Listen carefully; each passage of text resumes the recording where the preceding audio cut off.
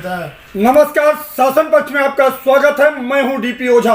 मैं इस समय डीएलएफ अंकुर विहार के वार्ड नंबर 28 में बैठा हूं, जहां हमारे बीच में भारतीय जनता पार्टी के वरिष्ठ कार्यकर्ता विजय मिश्रा जी हैं। मैं नमस्कार सभी मीडिया के बंधुओं को। सर्वप्रथम वार्ड 28 और लोनी विधानसभा, गाजियाबाद लोकसभा समस्त देशवासियों को गणतंत्रता दिवस की हार्दिक शुभकामनाएं। आपके क्षेत्र में लोग कहते हैं विकास पर लग गया है जंग, क्या कारण है? देखिए, कहीं ना कहीं इस बात में सच्चाई भी है और इस बात को मैं नकारूंगा भी, क्योंकि बहुत सारे काम हुए हैं। लेकिन आप कह सकते हैं कि उन कामों से ये ऊंट के मुंह में जीरे के समान है विकास। जहां पे 500,000 करोड़ के फंड से समुचित विकास का होना था, वहां पे 30, 40, 50 करोड़ रुपए की जो लागत से होने वाले विकास के कार्य हैं वो नहीं हो पा रहे हैं। कहीं ना कहीं इसका आप ठिकरा फोड़ सकते हैं, वो कहीं ना कहीं निचले पायदान के प्रतिनिधि पे फोड़ सकते हैं। आप जैसा जानते हैं, देश में देशव्यापी स्कीम चल रही है। उत्तर प्रदेश के यशस्वी मुख्यमंत्री जी के द्वारा, प्रधानमंत्री जी के द्वारा, पथ निर्माण मंत्री जी के द्वारा, सभी के द्वारा निधि देने में, समुचित विकास करने में कहीं से कहीं तक की कोई कमी नहीं की जा रही है।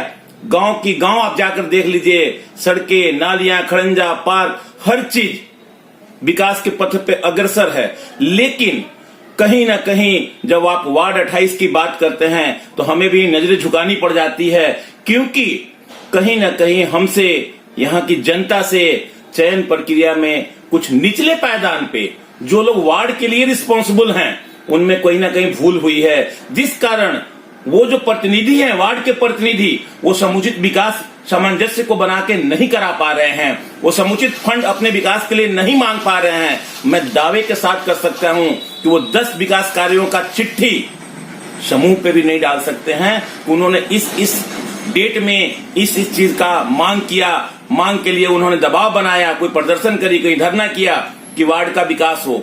बस वो अपने राजनीति में मस्त हैं और जे क्षेत्र की जनता त्रस्त है। जल निकासी पूरे लोनी की समस्या है। डीएलएफ अंकुर विहार एसएलएफ में एकल आवासीय योजना के तहत में कोठियों का बनना था, लेकिन समय के डिमांड को देखते हुए यहाँ पे एकल आवासीय के जगह पे बहुमंजिलीय फ्लैट बन गए। एक बिल्डिंग पे जहां एक कोठी होनी चाहिए थी, 12 फ्लैट बन गए। तो जो नाली की व्यवस्था थी वो चौक पड़ गई है। अब यहाँ पे कम से कम 100-200 करोड़ की बजट जब अलॉट हो वार्ड 28 के लिए, तो समुचित विकास हो सके, जिससे हमारे नाली की, सीवर की समस्या सॉल्व हो सके। इसके लिए चेयरमैन साहब ने आज बताया भी, और यहाँ के जो भारतीय जनता पार्टी के जनप्रतिनिधि हैं ऊंचे लेवल पे, लाइक सांसद महोदय, विधायक महोदय या चेयरमैन साहिबा, ये लोग प्रयासरत हैं कि फंड आए और यहाँ का निस्तारण किया जाए जो सीवर की समस्याएं हैं। भारतीय जनता पार्टी की सरकार है और ये सब लोग भारतीय जनता पार्टी के प्रतिनिधि हैं। ये इन सबका स्वागत है। विधायक जी आएंगे, उनका भी स्वागत होगा। आज चेयरमैन साहब आई, उनका भी स्वागत हुआ। सांसद महोदय आएंगे, उनका भी धन्यवाद है।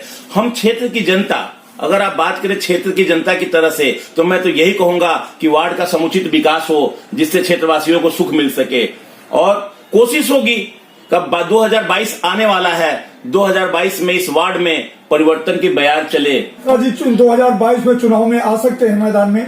देखिए, मिश्रा जी ही नहीं, हो सकता है जनता ने आदेश किया, पार्टी ने आदेश किया, जनता ने सराहा कार्यों को, जनता को लगेगा ये उचित है, तो मैं भी आ सकता हूं, और भी भाई लोग हैं वो भी आ सकते हैं। लेकिन सिर्फ मेरा कहना यह है कि वो लोग आए जो लोग अपने कर्तव्य को समझें और राजनीति के साथ साथ क्षेत्र का विकास करें। प्राथमिकता क्षेत्र के विकास को होनी चाहिए। यहाँ की जनता जनार्दन ने मुझे अवसर दिया, तो सर्वप्रथम 2 ही हमारी यहाँ की मुख्य समस्याएं हैं।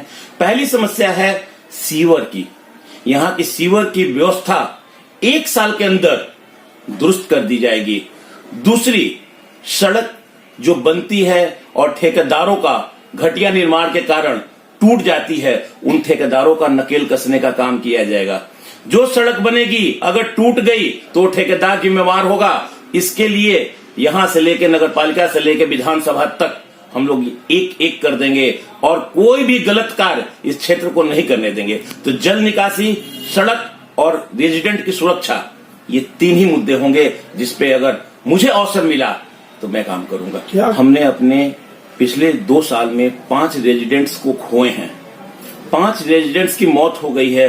मोहन जी हैं, राधा बिटिया है, सुनील जी हैं, नीलम जी हैं जिनके दोनों हाथ कटे हुए हैं, आज भी वो सरकार से अपने इंसाफ के लिए लड़ रही हैं। रोहित है जिनकी दोनों कलाइयां कट गई हैं, वो भी इंसाफ के लिए लड़ रहे हैं।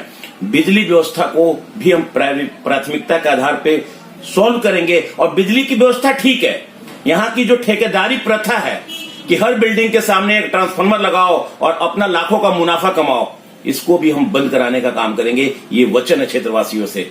अगर अवसर आया तो क्षेत्र में सीवर की व्यवस्था, सुरक्षा की व्यवस्था, घटिया क्वालिटी का निर्माण की व्यवस्था और बिजली की व्यवस्था, इसी 4 मुद्दों को मैं दुरुस्त कर दूंगा। और भगवान ने चाहा तो ये हमारा वार्ड 28 लोनी का सबसे बढ़िया वार्ड होगा। यही मेरा आप लोगों से वचन है। आपको जनता को यही संदेश दूंगा और उनसे हाथ जोड़ के एक अपील करूंगा कि आप लोग अगर 2022 में मैं आपके पास चुनाव के लिए आता भी हूं तो चेहरा देख के वोट ना दें। अगर मेरे अंदर काबिलियत हो तो मुझे वोट दें। और अगर आपको लगता है कि विजय मिश्रा से उपयुक्त कैंडिडेट बाजार में हो तो मैं आज ही आपसे कह रहा हूं कि आप उसको भी वोट दे सकते हैं जो मुझसे उपयुक्त हो। लेकिन आग्रह सिर्फ एक है कि दिल पे हाथ रख के कंपैरिजन कीजिएगा।